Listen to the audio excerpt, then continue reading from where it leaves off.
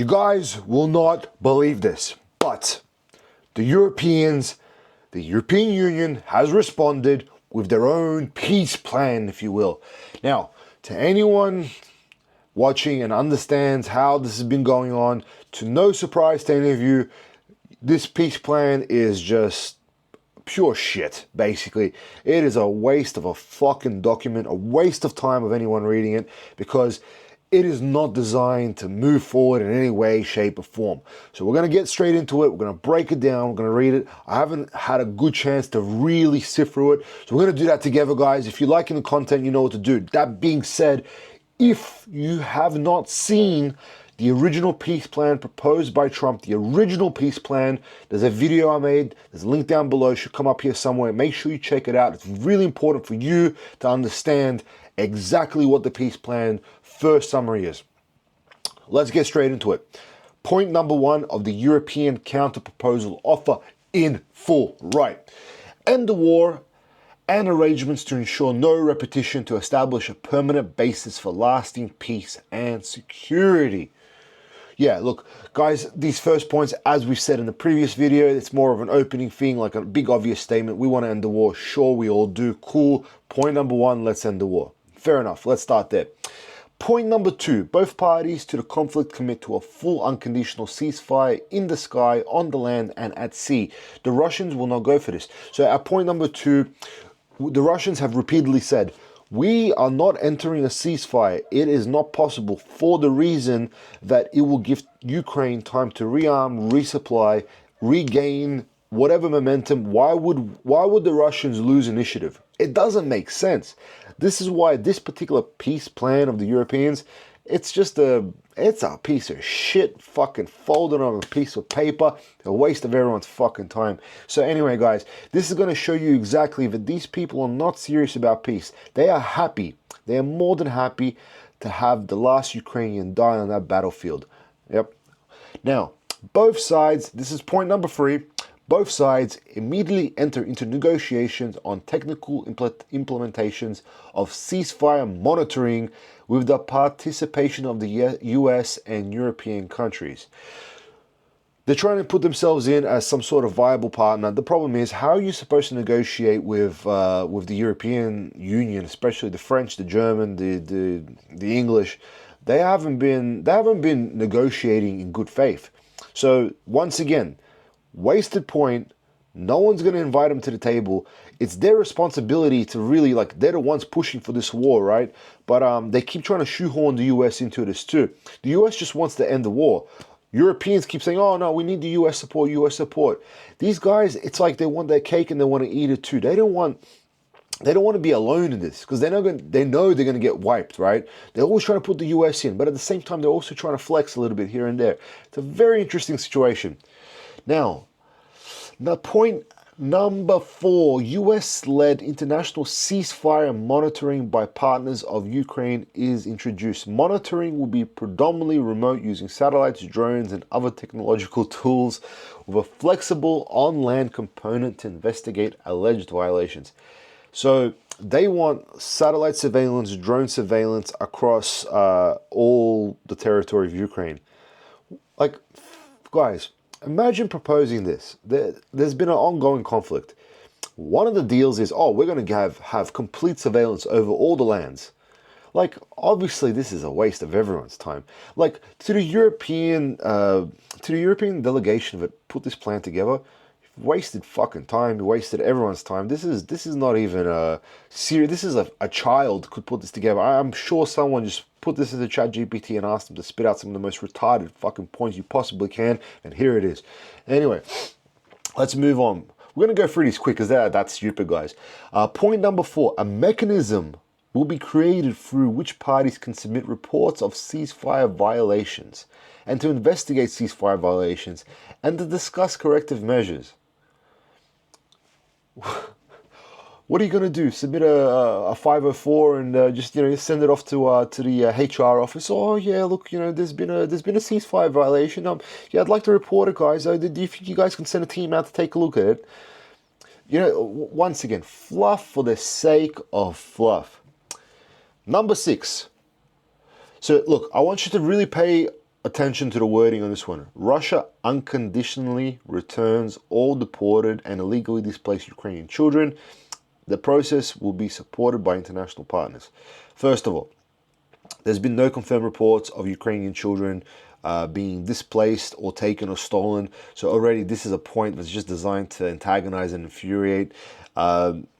Something like this is just purely put in there just to piss people off. So once again, useless point that can't really be executed because the validity of it doesn't exist. So by definition, this document can't be fulfilled. Like, even if the most retarded person was to read this document can't be said yes to because the points they're asking for don't exist. Now, number 7, the parties to the conflict exchange all prisoners of war, the principle of all for all. Russia releases all civilian detainees. This is probably one of the few, I would say, make sense points. So yeah, sure, this was in the Trump document. I think they needed to throw something in there just to make sure, like, there might be some hope of of someone that did their job properly, right? Number 8, upon ensuring sustainability of the ceasefire, the parties to the conflict take measures for humanitarian relief, including family visits across the line of contact. Yeah, that's a good point. I'm sure that's just a basic, after the war, obviously these two countries, extensive history between the two. Families on both sides are across the border to this day. Many of us have the same families, so this is an obvious one. I mean, congratulations for another obvious point to the Europeans, I guess. Ukraine, number 9, Ukraine's sovereignty is respected and reconfirmed. Ukraine is not forced to be neutral. Once again, this is a point that's just not going to happen. The Russians have repeatedly said it's just not going to happen. They haven't undergone this whole venture for number 9 to be said yes to. The Europeans know that the Russians aren't going to say yes to this. This is why it's in there. They're making points you can't say yes to. They don't want this document to succeed. That's clearly it. This is a bad faith document. That's all it is. Number 10. Ukraine receives robust legal binding security guarantees, including from the US Article 5-like agreements to prevent further aggression. For those of you that don't know what Article 5 is, it effectively means any NATO state member that gets attacked, all NATO state members must respond militarily to the threat and support the one member that got attacked. So the wording too is, this is the funny part. This is the Europeans trying to shoehorn it in. They want the US to fight for them. They can't even handle it on their own. So it's like, oh yeah, we want the guarantees, and the Americans, they need to come and help us too. It's really important, right? All right, so interesting point number 10. The Europeans can't even really do the enforcement of their own documentation. So it's quite interesting. Remember in my last video, guys, I spoke about some of the key points of what it requires for a document to be actually sustainable and achievable. One of the key aspects is the enforcement arm of it. If you can't enforce the document, there is no point to the document. Number 11, restrictions imposed on Ukrainian defense forces and defense industry, including international cooperation. No restrictions. Once again, we know what the Russians have said. They've repeated it consistently. It's just not an option, and it won't happen. So simple as that one. So number 11 is once again another wasted point. Number 12, the guarantor states will be an ad hoc grouping of European countries, of the willing and non-European countries. Ukraine is free to decide on the presence, weapons, and operations of friendly forces invited by the government on Ukraine's territory. Russia will never go for it. It's never going to say yes to having European soldiers that close to the Russian border. It's just not going to happen. Once again, another null point. This document is designed to be rejected. Number 13, Ukraine's membership in NATO depends on consensus with the alliance. That's always been the case. Look, they could effectively invite Ukraine to NATO tomorrow, really. I mean, it will never meet the conditions, but, that's never been... It's never been the issue. The issue is that there are NATO members that don't want Ukraine to be a part of NATO. So, That's kind of a mute point, I guess, in this whole thing, because it's to say yes to this document would kind of cancel this one out anyway, right? Number 14, Ukraine becomes a member of the EU. As we discussed in our last video, the Russians never really had a big problem with Ukraine joining the EU. It just, once again, joining the EU is just such a simple way of presenting it. There are so many nuances to it. In what way is it joining? What about the military forces? What kind of defense agreements are in there? So this is something that obviously, like, I mean, look, we already know this document, so it's going to be thrown out the window, but this is just something that the Russians never really had a problem with, I guess. Number 15, Ukraine is ready to remain a nuclear state under the NPT. So it's ready to remain a non-nuclear state. Cool. I guess that's like a little bit of that, oh, we're trying to be reasonable type of point in here. Look, we don't want the Ukrainians having nukes too, right? Let's move on to number 16. Territorial issues will be discussed and resolved after a full and unconditional ceasefire. Like fucking hell they will. Do you really think after all this time the Russians are going to be like, oh, of course, we'll just, we'll sort it out later. Don't even stress about it. We'll just fuck off down the road, and you guys fuck off down the road, and what we'll do is we'll just have a fucking tea party about it one day, and, you'll take this, I'll take that. Like, what kind of fucking retarded person put this document together thinking that this would even make sense? Like, it's not even a joke. It's just a waste of time, right? So anyway, let's move on from that point. Number 17, territorial negotiations start from the current line of control. This is interesting because it kind of nullifies some of the other points. So if they're going to discuss from the current line of control, how does that make sense? Like I said, I feel like whoever wrote this document doesn't really understand what the fuck is going on. Like, what are you going to negotiate? What's the point of the negotiation if it's the line of control? Like, aren't you guys basically saying that you don't want to have any territorial gains to the Russians? Like, you're not going to say yes to any of them. So it's a silly point. Number 18, once territorial issues have been agreed upon, both Russia and Ukraine commit not to change these by force. If they haven't been able to agree on it peacefully in the past and it led to this, how are you expecting them to agree to it post this? Like, without saying yes to what the Russians need. Like, it doesn't make sense. Once again, reading this document is really it's not stressful, it's frustrating. It's just such a childish document, you know what I mean? You know what it is? It's not childish. This document is written by countries who have had this air of superiority about them for so many years that they believe whatever they say must happen.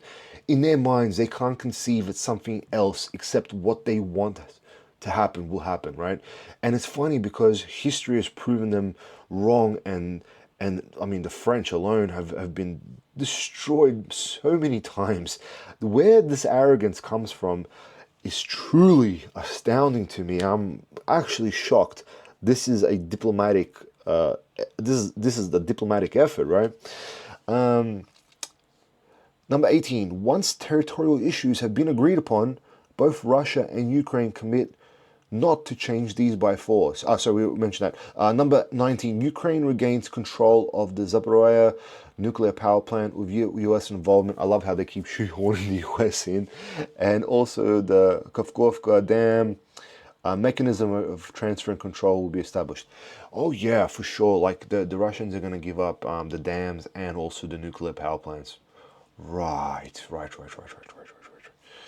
Number 20, Ukraine enjoys unhindered passage on the Dnieper River and control of the Kinburn Split.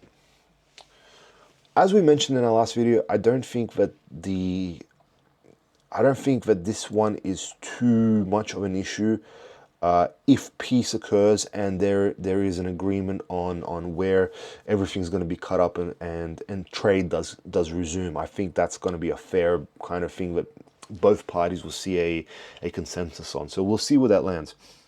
Number 21, Ukraine and its partners implement economic cooperation without restrictions.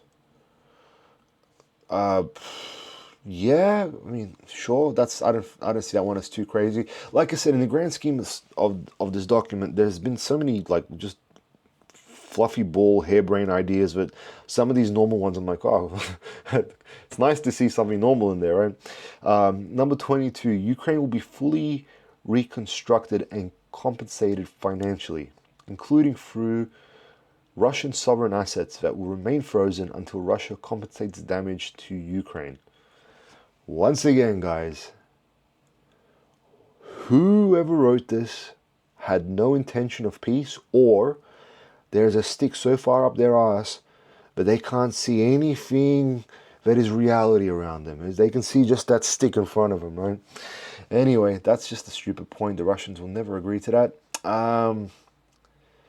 Now, number 23, sanctions imposed on Russia since 2014 may be subject to gradual and partial easing after sustainable peace is achieved and subject to resumption in the event of breach of peace agreement snapback. So, no territorial gains, frozen assets gets paid to Ukraine. Ukraine gets control of its rare resources and critical infrastructure, is allowed to join NATO, and what else? Basically, effectively have free control, right? If you break it down point by point, literally not one single one of these points, which is what the Russians needed to be done, has been addressed. This document, I'm actually happy that this document's been created. If this document, once it goes to the Americans, it's going to show how inept the current NATO alliance is and the partners that the United States have. And I feel really bad because I know a lot of good European people. I talk to them regularly. I've been to many countries in Europe, and I gotta say, this is really sad to see that these people, whoever are behind this document, are so happy to let a war continue like this. This is not the document of a good faith negotiation. This is a document that you would present to someone who you've defeated unequivocally and in totality. And obviously, knowing what we know about the reality on the ground, it's the exact opposite of it. So how this document came to be, the only motivation, as I've kept saying throughout this whole video, is for it to be rejected and thrown out, and just to show that they've done something. But this purpose is going to serve is to show how unwilling, unprepared, and ill-equipped the Europeans are at actually doing proper negotiations. Number 24, and the final point, guys. Separate talks will begin on European security architecture, including all OSCE states. Well, nothing too crazy there. Like I said, this document as a whole is a waste of everyone's time. It's important for us to see where the lines are drawn. Sometimes when you going to enter a negotiation, it's called a low ball. So, if this is the low ball, it's not even a low ball. This is just a silly document. The Russians will look at it and not even look at it as a serious counterpoint to anything. It's just a waste of everyone's time. I gotta say, the American document, in my honest opinion, is written with as much good faith as a partner or a party, I should say, who's interested in gaining financial advantage from this conflict can get. Like, that's my honest opinion. They want peace, they want to make money, and that's the Americans, and they're not shy about it. Saying that, everyone knows that, right? So I would say their document, while it has a lot of haircuts to take, I don't think that it was written in bad faith, where this one clearly is written in bad faith. This is probably the most bad faith document that you can possibly expect. And for any of you watching, this is the type of negotiation strategy that I would assume was presented by Boris Johnson to the Ukrainians at 2022 for them to continue the war on. So, guys, for anyone that's saying, "Oh, why don't the Russians just accept peace?" Well, this is it. Like, this is the reason right here why there can't be peace. These people can't be negotiated with, right? And I do feel, unfortunately, sorry for the Ukrainians, because these aren't their elected representatives, and obviously the current power isn't there too. But we are where we are. We're getting through it. God willing, there'll be peace soon, and it will be done in a way where everyone will have a lasting sense of peace. Guys, I hope you enjoyed this breakdown. I hope you enjoying the previous breakdown. If you are, I'd love to hear your comments. Let me know what you think. It's a long one, but it's an important one for us to understand. And may God be with you all. All right, Volko out.